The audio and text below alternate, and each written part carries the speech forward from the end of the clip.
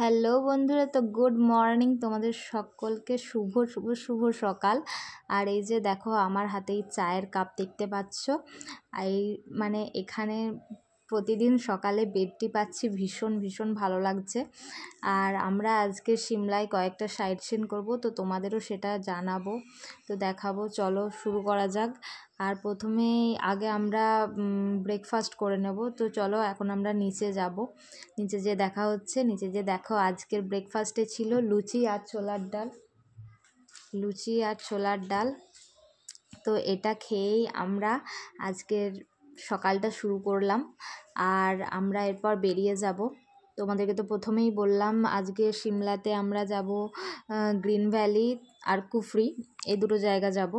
আর এখানে দেখো তোমাদের দাদাভাই প্রতিদিনের মতোই মুড়ি খাচ্ছে, যেহেতু বললাম যে ওর খাওয়া চলবে না। তারপর আমরা নিচে এলাম, আর সাথে আমাদের গাড়িও নিচে মানে এসে গিয়েছিলো। আর আমরা গাড়ি চেপে রওনা দিলাম কুফরির উদ্দেশ্যে। মানে প্রথমে যাব আমরা গ্রিন ভ্যালি, তোমাদের যেটা বললাম।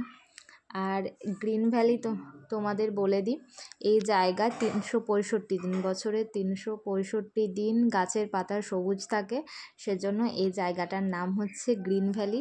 তো ডিটেলে আমি তোমাদের দাদাভাই মানে আমরা যে দাদাভাইয়ের সাথে গেছি সেই দাদাভাইয়ের মুখ থেকে শুনে নেব। পথের সত্যিটা বলুন। হ্যাঁ, তো দাদা আপনি বলুন আজকে যে আমরা সিমলার কোন কোন সাইট সিন আজকে করব। আমরা সিমলা থেকে আজকে বেরিয়েছি, আমরা যাচ্ছি হচ্ছে কুফরি। আমাদের গাড়ি কুফরি পর্যন্ত যাবে, তারপরে আমাদের গাড়ি থেকে নেমে ঘোড়া করতে হবে। ঘোড়া করে আমরা কুফরির যে সাইট সিন ভ্যালি ইত্যাদি আমরা দেখব। আর এই কুফরি যাওয়ার পথে আমরা দাঁড়িয়েছি যে জায়গাটা, এই জায়গাটা হচ্ছে গ্রিন ভ্যালি। এখানে 365 দিন গাছের পাতা থাকে সবুজ। এই জায়গাটা একটা ভিউ পয়েন্ট, এখানে দাঁড়িয়ে আমরা ছবি তুলি, মূলত একটু সবুজ গাছের যে পুরো আমরা দৃশ্য এগুলো দেখি। এখানে আমরা 10 মিনিট মতন দাঁড়াই, তারপরে আমরা বেরিয়ে যাব। আমাদের মূল যাওয়ার যেটা আজকে সেটা হচ্ছে কুফরি। কুফরি থেকে ঘোড়া করে আপনারা সাইট সিইং করবেন। তো আপনারা শুনে নিলেন সমস্তটা। আর যদি পরবর্তীকালে যে আসতে ইচ্ছা যায় মানালি বা কাশ্মীর, তো দাদার সাথে যোগাযোগ করবেন। দাদার যে পথের সাথী পথের ট্যুর সাথে অ্যান্ড ট্রাভেলস। আমার নাম অভিজিৎ চ্যাটার্জি। তারপরে গ্রিন ভ্যালি থেকে আমাদের গাড়ি আবার কুফরির দিকে এগিয়ে চলেছে। আর এত আঁকা রাস্তা, মানে গা গুলিয়ে উঠছিল, কিন্তু যাই হোক সামালে নিয়েছি আজকের মতো। তারপরে আমরা যাচ্ছি কুফরি। আর কুফরি থেকে তোমাদের আগেই বলেছিলাম যে এখান থেকে ঘোড়ায় করেই যেতে হবে। তো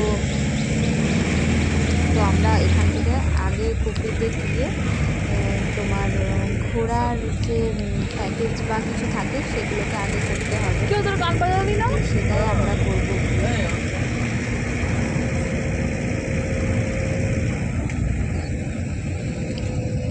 আর এই যে রাস্তাগুলো দেখছো, মানে এত সুন্দর, মানে পাহাড়ের রাস্তা এত পরিষ্কার পরিচ্ছন্ন, মানে দারুণ জায়গা। মানে আমার তো ভীষণ ভালো লেগেছে। যদি কপালে থাকে আবারও একবার যেতে চাই, মানে আমার সেরকমই ইচ্ছা। তো চলো তোমাদের এটাও বলে দিই যে ড্রাইভার দাদারা আমাদের মানে দুটো গাড়ি করা হয়েছিল বললাম, যারা গাড়িগুলো চালাচ্ছে তাদের ব্যবহার এত ভালো, মানে ভীষণ ভালো, ভীষণ। আর এই গল্প করতে করতে দেখো চলে এলাম আমরা, আর এখান থেকে ঘোড়ায় চড়েই আমরা চলে এলাম। পুরো পাহাড়টা কভার আমরা নিজের ঘোড়ায় চেপে যাব। আর আমি চেপেছিলাম একটা ঘোড়ায় নিজে, আর তোমাদের দাদাভাইয়ের সাথে দিয়েছিলাম ঈশানকে, যেহেতু মানে আমি একটু ভয় পাচ্ছিলাম যে কি হবে না হবে, তো সেজন্য আমি একটাই চেপেছিলাম আর ওরা দুজনে চেপেছিল। এই যে দেখো পিছনে ঈশান আর তোমাদের দাদাভাই। আর মাস্ক পরেছি, তোমাদের দাদাভাই পরেনি, মানে আমি পরিনি, ঈশানকে পরিয়েছিলাম, কারণ প্রচণ্ড ধুলো, প্রচণ্ড। আর এই যে এখানে দেখো ইয়াক দেখলাম, আমার তো ভীষণ ভালো লাগলো। ঈশানের বইয়ে এতদিন দেখেছি, এখন দেখছি ইয়াক চমড়ি গাই। আর এই গাড়িটাই করে আমরা আবার একটা আলাদা প্যাকেজ নিয়ে গিয়েছিলাম অ্যাপেল গার্ডেনে। মানে জীবনে যে আমি কখনো অ্যাপেল গাছ দেখতে পাবো সেটাই ভাবতে পারিনি। সাথে সাথে দেখলাম অ্যাপেলের ফুল, মানে অ্যাপেল গাছে ফুল এসেছে এখন। আর আমরা এখানে যে যার মতো প্যাকেজে, মানে আমরা গিয়েছিলাম 1000 টাকার প্যাকেজে, সাথে গাড়িটাতে আলাদা করে নিয়েছিল 250 টাকার মতো, মানে 1250 টাকার এক একজনের প্যাকেজ ছিল। আর এটা আমরা জিপ লাইন করবো বলে এখন আমি রেডি হচ্ছি, তো সেটাও আমি ভিডিও করেছি। আর আমার তো প্রচণ্ড ভয় লাগছিলো, মানে ফার্স্ট অ্যাক্টিভিটি করেছি আমি এই জিপ লাইনটাই, মানে এটাই আমার ফার্স্ট। তারপরে জিপ লাইন হলো, জিপ লাইনের পরে এই যে এটা আমি ঠিক বলতে পারবো না, টিউ দিয়ে এটা আমি উঠেছিলাম, আর এটা তোমাদের দাদাভাই করেছিল। এই যে দড়িটা দিয়ে এসেছিলো, এটা মানে তোমাদেরকে আমি আলাদা করে অ্যাক্টিভিটির একটা ভিডিও বানিয়ে দেখাবো যে অ্যাক্টিভিটি করলাম। তারপরে ঈশানের তো এনার্জি লস হয়ে গেছে, যেহেতু ও কোনো রকম অ্যাক্টিভিটি করতে পারছে না। ঈশান খেয়ে নিল স্ট্রিং এনার্জির কিং। তারপরে আমরা আবার ঘোড়ায় করে নিচে আসলাম, বাস তো দারুণ। আর যে আমি একটা কথা না বলে থাকতে পারছি না, আমাদের যে ঘোড়ার সাথে যে গাইড হিসাবে যে একটা ছোট্ট ভাই ছিল, সেই ভিডিওটা করে দিয়েছে। তো এত ভালো, মানে দুর্দান্ত, ভীষণ ভালো। আর দেখো গল্প করতে করতে আমরা রুমেও চলে এলাম, মানে আমরা আবার ওখান থেকে ফিরে এলাম। তো এসে আজকের যে মেনুটা ছিল সেটা হচ্ছে সাদা ভাত, ভেজ ডাল, বেগুন ভাজা, সাথে ছিল তোমার আলু পোস্ত, বাঙালি খাবার আলু পোস্ত, আর সাথে ছিল মাছের কালিয়া। এই ছিল আজকের মেনু। চাটনিও ছিল, আমি আর খাইনি। আর আমরা পৌঁছেছিলাম প্রায় 4:30 মতো, 4:30 পৌনে 5টায় পৌঁছে খেলাম, একদম খেতে পাচ্ছিলাম না, মানে ভীষণ কষ্ট হচ্ছিল, এত জার্নি মানে আর নিতে পারছিলাম না। তারপরে দেখো আমি ঈশানকে খাইয়ে দিচ্ছিলাম। ঈশানকে তো আগে খাইয়ে দিতেই হবে, কারণ ঈশান নিজে হাতে এখনও অবধি খেতে পারছে না। 5.5-6 বছর বয়স হলো, কিন্তু ঈশান খেতে পারছে না। আর মাছের পিসটা দেখো একবার, দারুণ, মানে রান্নাবান্না নিয়ে কোনো রকম কোনো কমপ্লেন নেই। দাদাভাই আমাদের নিয়ে গেছে, তাকে নিয়েও কোনো রকমের কোনো কমপ্লেন নেই। তারপরে যে আমরা আগের দিনে স্ট্রবেরিগুলো কিনেছিলাম বললাম তোমাদের, সেই স্ট্রবেরিগুলোই আমরা আজকে একটু ভেবেছিলাম নুন আর চিনি দিয়ে মেখে খাবো, দেখবো কেমন লাগে, তো সেটাই শুরু করে দিলাম। তো আমি এখন স্ট্রবেরিগুলো একটু একটু করে কাটছি। আর দেখো ভিডিও করছে কিন্তু ঈশানবাবু, ঈশানকে আমি বলেছি যে তুমি ক্যামেরাটা ধরো, আমি এটা একটু কাটছি। তো ঈশান যাই হোক, ছোট বাচ্চা তো, ও যতটুকু পেরেছে ততটুকু করেছে, ও মানে অনেকটা করার চেষ্টা করেছে। দেখো একটু ভিডিওটা হয়তো অসুবিধা হচ্ছে, আঙুলটা দেখা যাচ্ছে ওর, কিন্তু তারপরে ওর হাত থেকে নিয়ে নিলাম আমি মানে ফোনটা, ওই ফোনটা থেকে নিয়ে আমি একটু করছিলাম, এক হাতে স্ট্রবেরিটা তখন কাটছিলাম। আর মানে আমার না মানে একটা জিনিস ভালো লাগে, ধরো আমি যেটা কখনো খাইনি, কখনো করিনি, সেগুলো করতে ভীষণ ভালো লাগে। তারপরে দেখো গল্প করতে করতে আমার কিন্তু স্ট্রবেরিটা কাটা সুন্দরভাবে কেটে নিয়েছি। আর আগেই বললাম এর মধ্যে অল্প দেব নুন, আর সাথে দিলাম চিনি, কারণ নুন না দিলে কিন্তু এটাকে মিক্স করে এখন খাওয়া হবে। আর দেব অল্প করে, তো আমি ঈশানকে খাওয়াবো। তো ঈশান আগে খেয়ে বলবে যে কেমন লাগছে। তো ঈশানকে আমি দিচ্ছি এখন, দেখো। এরপর এটাকে সুন্দর করে একটু মিক্স করে নেব।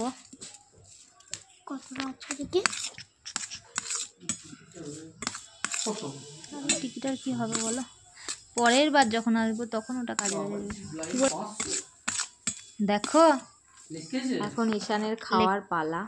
আর এখান থেকে সুন্দর করে স্ট্রবেরিটা নিয়ে ঈশানকে খাইয়ে দেব। ঈশান এখন খেয়ে বলবে কেমন না লাগছে। তবে ভালো, খুব একটা যে খারাপ তা নয়, আর একটু ভালো।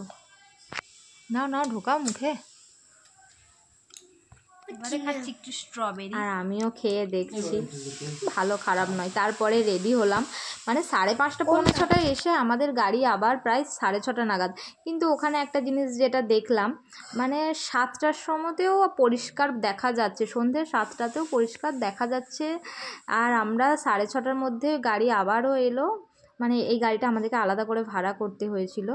আমরা প্রায় 10-15 জনের মতো গিয়েছিলাম জ্যাকু টেম্পল দেখার জন্য। ওটা একদম পাহাড়ের চূড়ায়, যেটাকে বলে টপে, ওই পাহাড়ের টপে আছে, ওটাকেই আমরা এখন দেখতে যাচ্ছি।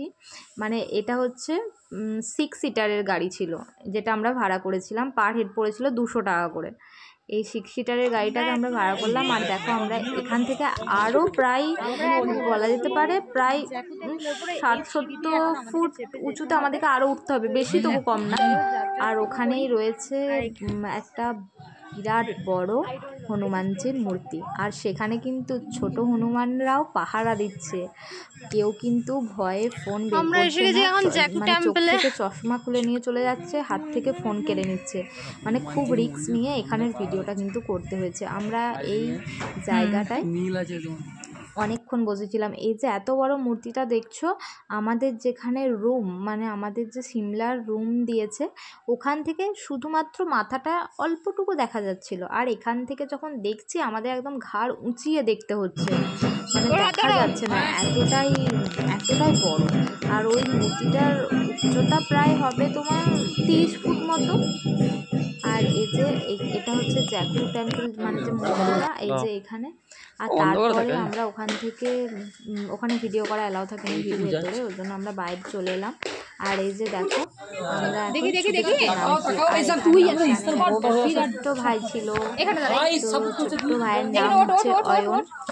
ভীষণ ভালো, খুব একটাই কথা বলার যে ও যাই করবে ফ্যান ঘুরিয়ে ঘুরিয়ে, মানে হাতে করে ফ্যান দেখাবে, দিয়ে খাবে, ঘুমাবে, সমস্ত কিছু। তো ওখানে সিমলাতে সাদা ভাত ফ্যানটা ছিল, মানালিতেও পাইনি।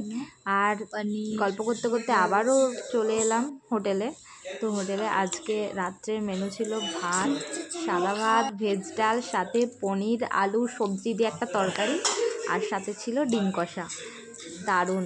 আর এই খাওয়া দাওয়া করতে করতেই আজকের ভিডিওটা শেষ করলাম। তো তৃতীয় দিনের সিমলার দ্বিতীয় দিনের ব্লগ কেমন লাগলো জানিও। টাটা।